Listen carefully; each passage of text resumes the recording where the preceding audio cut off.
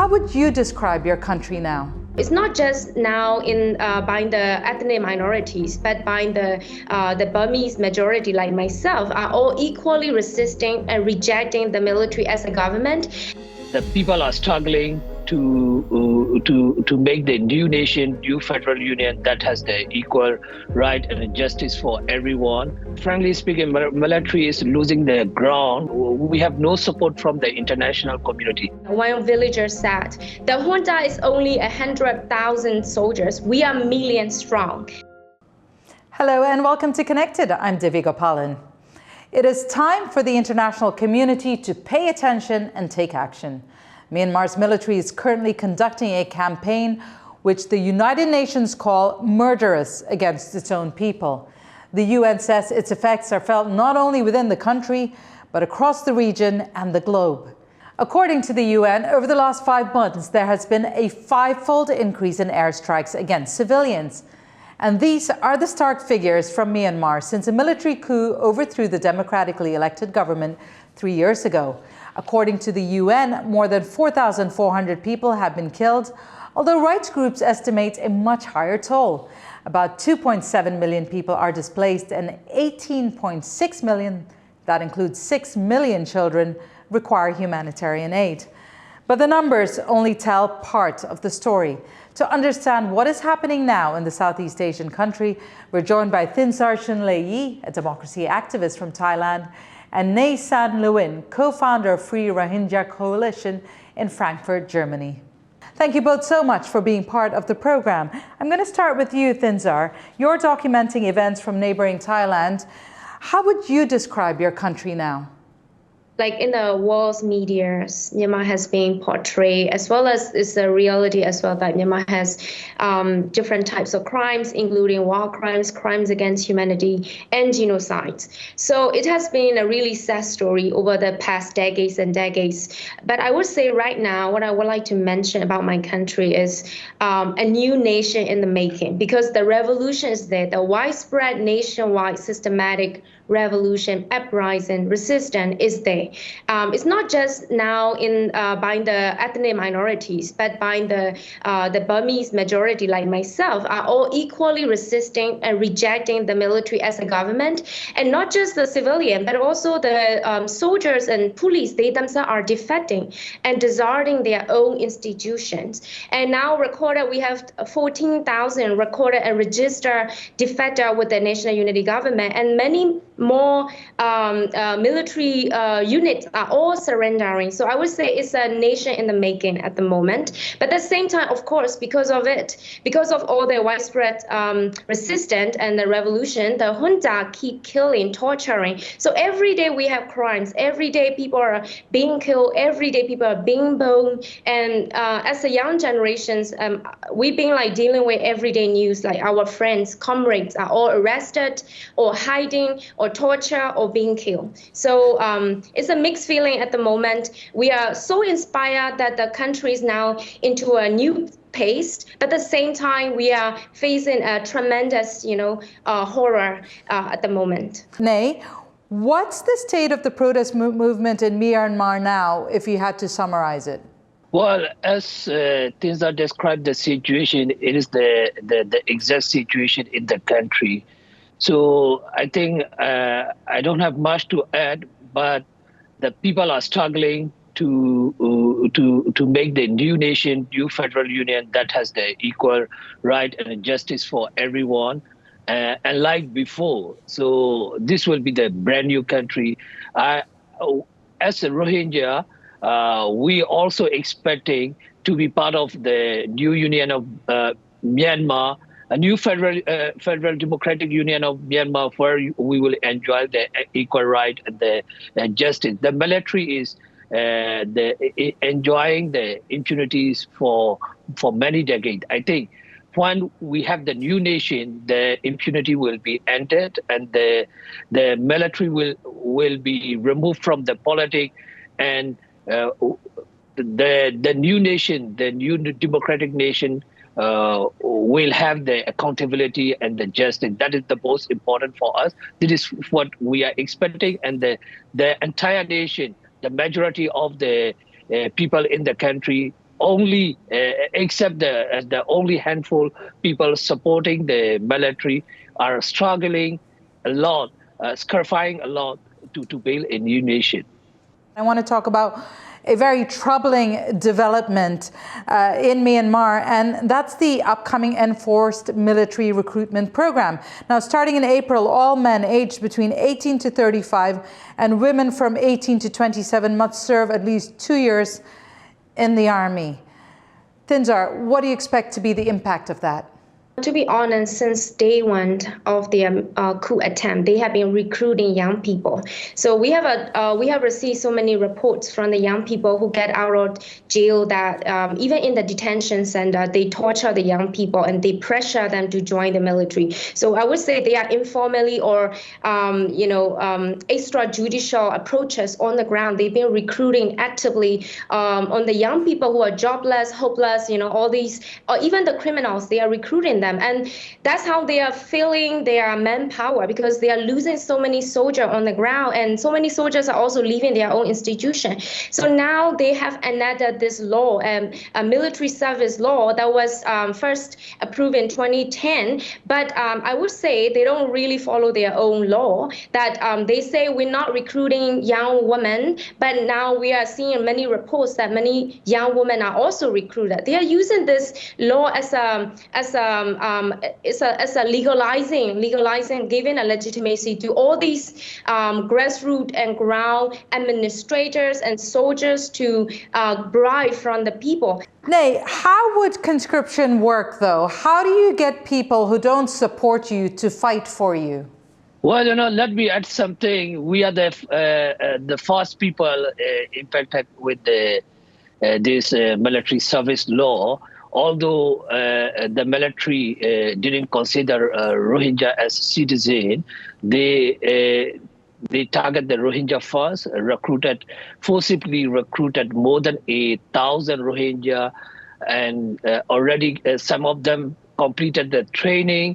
We have no way to escape from the country.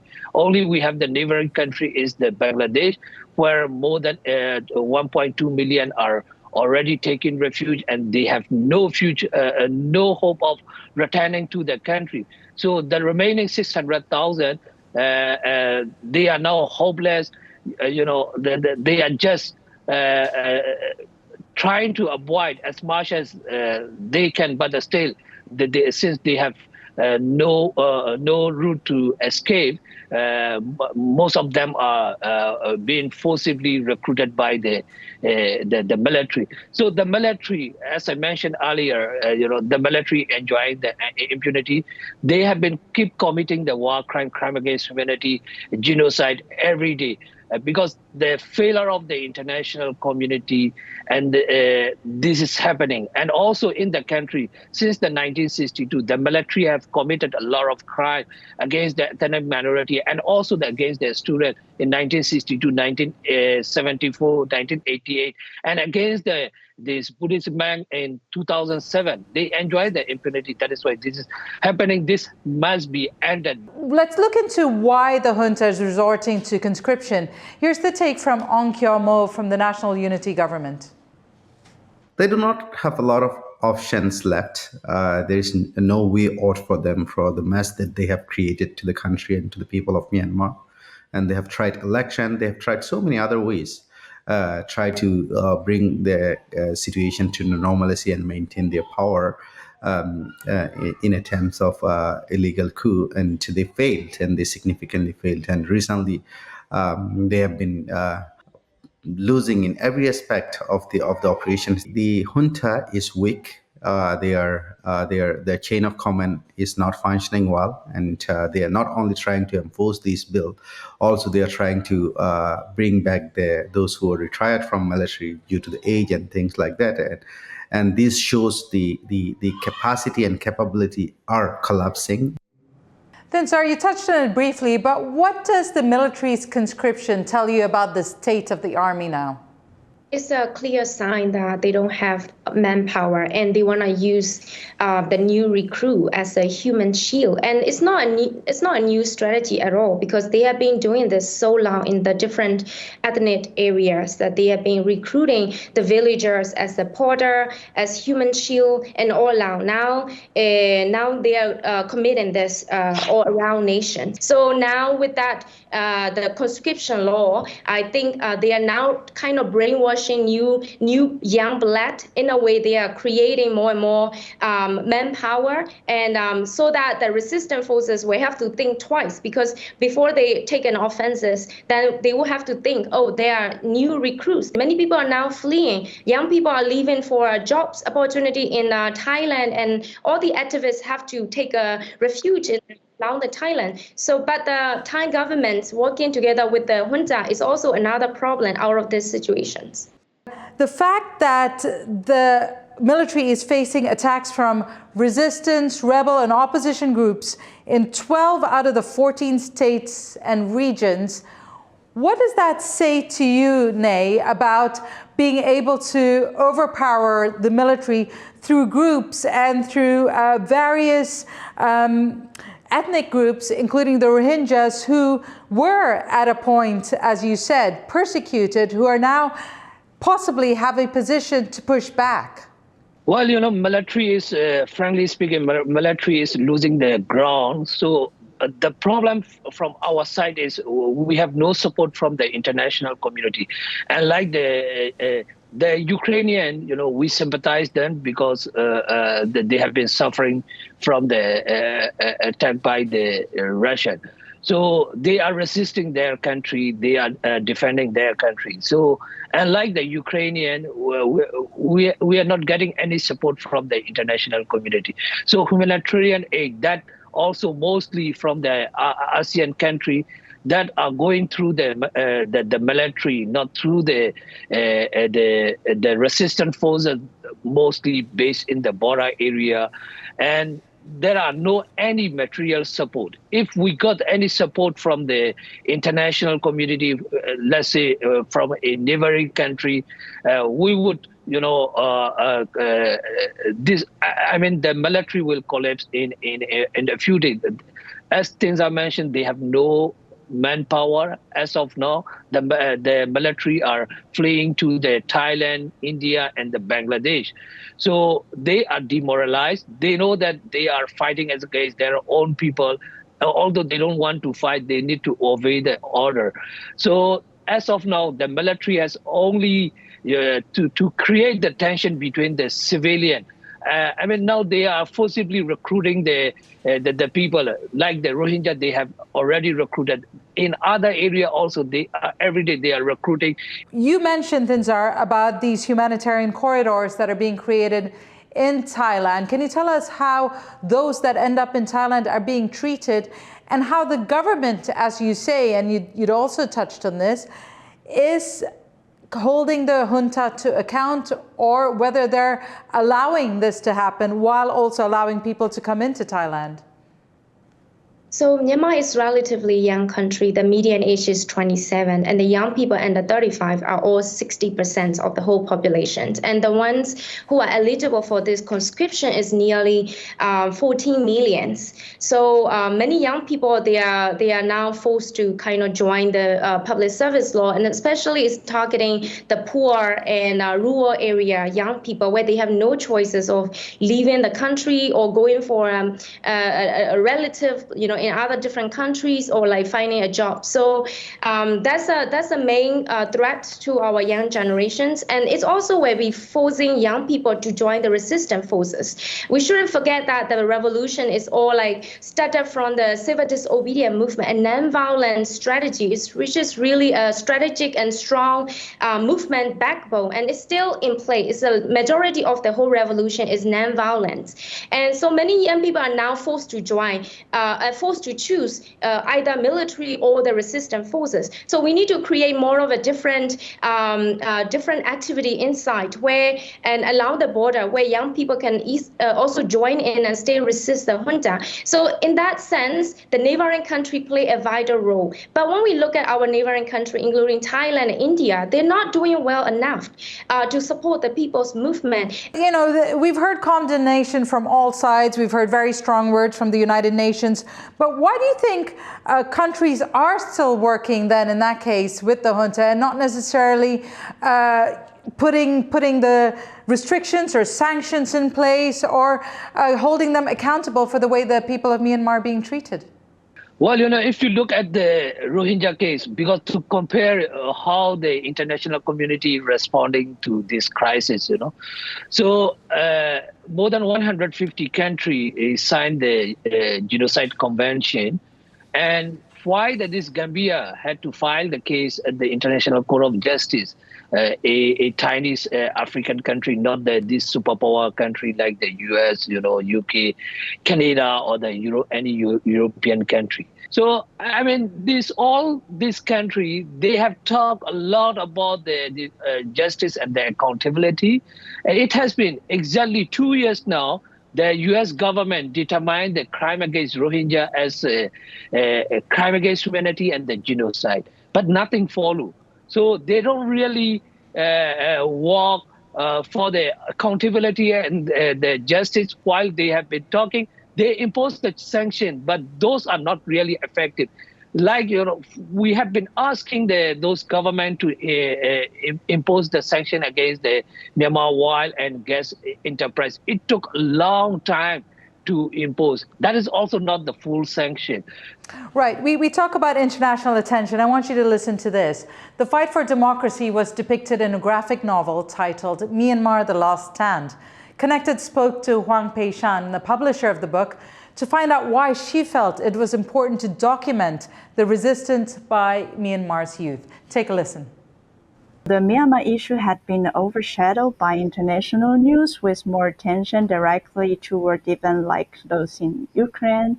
When the opportunity to publish a book on Myanmar came to me, it seemed to be very natural for me to get this chance to shed light on overlooked situation. Okay, so generally I prefer a local voice to narrative their own story. But for country with limited comic development, it's become challenging. So in 2019, I met Frédéric de Bomy in Taiwan.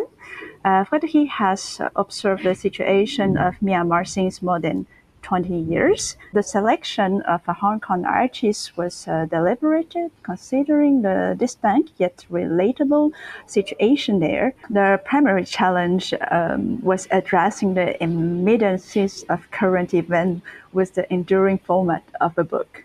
So navigating this challenge required careful consideration to ensure the book remain accurate, relevant, and accessible to a broad audience. What is the state of commerce and industry? How are people getting through each day, earning money, or going through their daily life there?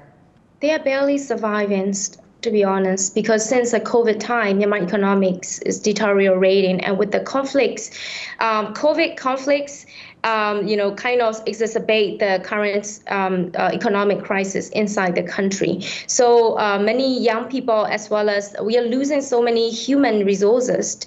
Many young people are leaving. Since a long time ago, many young people were leaving, but now it's more. The young people have to leave because they have no other choices. They don't want to be conscripted, or they don't want to be killed or tortured just because they expressed dissent voices. Because people are now living with the fear in a way that they are also secretly revolving against the junta, and they try to normalize the resistance in their daily life. But at the same time, brutality is so extreme that the brutal method that the junta has been using around the whole country is so beyond what we can mention with words. So in a way, that totally, definitely kind of frightened so many people, especially in the urban areas. But in rural area, it's a different setting as well. Like on our third anniversary of the Spring Revolution, 1st February, the different villages gather and they were looking at the film festival. They were organizing a football match. They were doing a lot of like gathering, like 100 plus people like gather, and they were opposing, they were protesting. So we are seeing a different parallel universe even in one country, because in urban area, people being their watch with CCTV provided by CCP, and so also like in the rural area, many people are like revolving, resisting, and there is a one quote that I feel really inspired. One villager said, "The junta is only 100,000 soldiers. We are millions strong." So this is the main mindset of the people. They feel they are the owner of the nations, and the junta is just a bunch of people with the weapons. And Nay, you've talked about the international community needing to do much, much more. If there's one thing that you can say, or a message you have for the international community, what is it that they need to do to support the people of Myanmar? Since they are failing to take the serious action against the Myanmar military, they need to support this revolution, not just the moral support. Physically, they need to support whatever the revolutionary forces they need. They are doing the same thing to the Ukraine, and wherever they need, wherever they have the interest, they would do that. But they should not leave the Myanmar people in the battlefield. They are capable to change the fate of the Myanmar people. We need their full solidarity, not just what they are supporting now, and also the recognition. That they should recognize the NUG government as a government, because this is they have the full mandate of the people. Then the military will totally collapse, and they will have no place to raise their voice. Now, Taiwan has a strong connection with Myanmar, and since the 1960s, thousands of refugees from Myanmar have found shelter and a new home here. Connected Suvampal caught up with the immigrants from Myanmar who found a new life in Taiwan but are raising their voices against the crisis in their homeland. When Koko Naitha came to Taiwan 36 years ago, he hoped he would be the last of his generation to have to flee his country. But over the past 3 years, he has spent his weekends and evenings organizing rallies in support of the people of Myanmar who are putting up resistance against the country's military rulers. 一个脸书的粉丝团，然后说我开始会要有一些缅甸那边要需要的看医的，他们有困难的医疗的，我们开始要捐款。 Myanmar has been in turmoil since the military launched a coup overthrowing the democratically elected government on February 1st, 2021. For Koko, it's reminiscent of the reason he fled his homeland. He was heavily involved in the 1988 pro-democracy protests which peaked in August that year. The crackdown by the military regime forced him to take refuge in Taiwan in December 1988. Decades on, the civil war in Myanmar, sparked by the February 2021 coup, has brought the former student activist back on the streets. 我记得那个时候说我一个人都不认识，帮我做了一个路权，然后是第一次我参加这边游行的，那个时候是记录是大概有500个人左右，这个华新街。Young Wan Li moved to Taiwan with her parents after the 1988 coup. Like most of the immigrants from Myanmar, Young's family lives in New Taipei City's Huaxin Street, popularly known as Burma Street or Myanmar Street. Various signs and other cultural elements of Myanmar are still visible in this bustling locality. 2023年的1月呢，我们也开了一个实体的空间，名字取叫3季。那这个3季它也是缅甸语，然后它在缅甸语的意思就是体验跟试试看的意思。我们希望在这个空间里面，就是能够以体验出发，然后把缅甸街的这些文化啊、食物啊，然后让大家可以透过无感的方式。Hot milk tea features prominently on the menu and now a symbol of protest. Following the 2021 coup, many youngsters came together under the hashtag Milk Tea Alliance, named after the shared love for the beverage in Hong Kong, Thailand, Taiwan, and Myanmar.